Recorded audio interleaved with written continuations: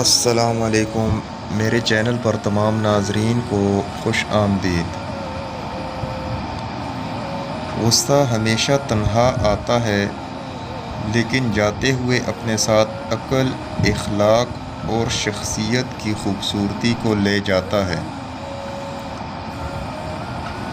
زندگی میں دو قسم کے لوگوں سے دور رہنا، ایک مصروف اور دوسرا مغرور، کیونکہ مصروف اپنی مرضی سے بات کرتے ہیں اور مغرور اپنے مطلب کے لیے یاد کرتے ہیں۔